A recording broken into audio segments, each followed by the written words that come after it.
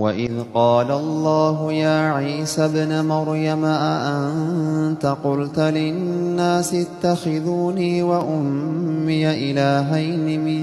دون الله قال سبحانك ما يكون لي أن أقول ما ليس لي بحق إن كنت قلته فقد علمته تعلم ما في نفسي ولا أعلم ما في نفسك إنك أنت علام الغيوب